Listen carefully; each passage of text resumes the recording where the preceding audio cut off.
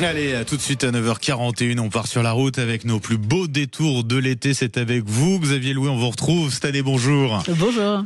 Bonjour Laurie, bonjour Benjamin. On le Très heureux de vous retrouver. Ça fait plaisir. Également, on va passer un bout de l'été ensemble. Vous animez, je le rappelle, le réseau des plus beaux détours de France qui rassemble les 100 plus belles petites villes de France. Et vous allez nous proposer tout au long de cet été de découvrir ou de redécouvrir sur Sud Radio l'ensemble de ces petites villes, de ces petits détours.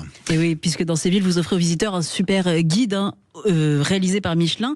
Vous présentez ces destinations qu'on peut aussi retrouver, Xavier, sur plusbeaudétours.com. Alors vous savez, un petit rappel, ça a été créé il y a maintenant plus de 25 ans. L'idée était, et ce qu'on a réussi à faire, de rassembler les plus belles petites villes de France, comme l'a rappelé Benjamin. C'est-à-dire, en fait, précisons, c'est des villes qui ont au moins 2000 habitants.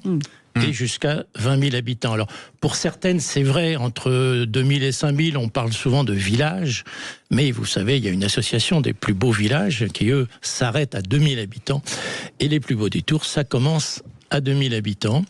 Et donc, il y en a une centaine. On veut rester, d'ailleurs, volontairement autour d'une centaine. Et ça a été créé à l'initiative des villes de Loches, en Touraine, et de Sarlat, en Périgord. On aura sans doute l'occasion d'en parler cet été. En tout cas, l'idée, c'est de proposer à nos auditeurs à chaque fois une découverte, une visite, la participation à un événement dans ces différentes destinations, Xavier. Oui, parce qu'on a fait des sondages récents. Et puis, je dirais, ce qu'on a fait ensemble, les chroniques, maintenant, depuis plusieurs années, on sait pourquoi les Français ont envie d'aller. D'abord, ils ont une bonne image de ces petites villes, c'est intéressant, mais ils ont envie d'y aller. Alors, soit ça peut être en week-end toute l'année, mais ça peut être à l'occasion justement des vacances d'été, notamment, soit au moment où ils se déplacent, c'est de faire un petit détour dans un long itinéraire, se déplacer, sortir de l'autoroute pour un déjeuner sympathique, faire un plein de carburant, et puis faire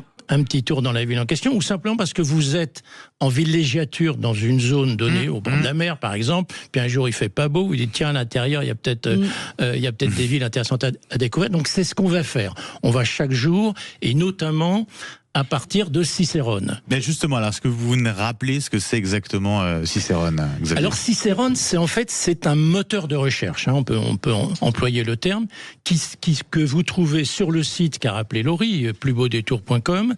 Et là, on vous propose, en fait, le menu à la carte, c'est-à-dire vous avez 100 bonnes raisons, et c'est suite à des sondages qu'on a fait, 100 bonnes raisons de visiter ces petites villes. Ça peut être, effectivement, l'envie de voir un festival, ça peut être de déguster un fromage, par exemple.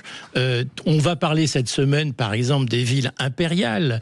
Napoléon, parce que c'est un grand succès, et on s'est rendu compte, surtout avec Cicérone, on a une analyse qui porte sur 15 000 internautes qui ont fait leur choix.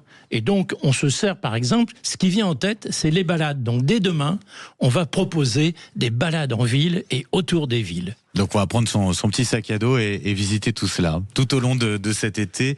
Et ça commence donc dès demain, mon cher Xavier. Et en attendant de vous retrouver demain pour ces premiers conseils, on le rappelle, ce site www.plusbeaudétours.com où on peut découvrir, grâce à Cicérone, cette sélection. Et ce sera demain à partir de 8h50 et tout l'été à cette heure-là, 8h50. Merci beaucoup, Xavier Louis. À demain. À demain.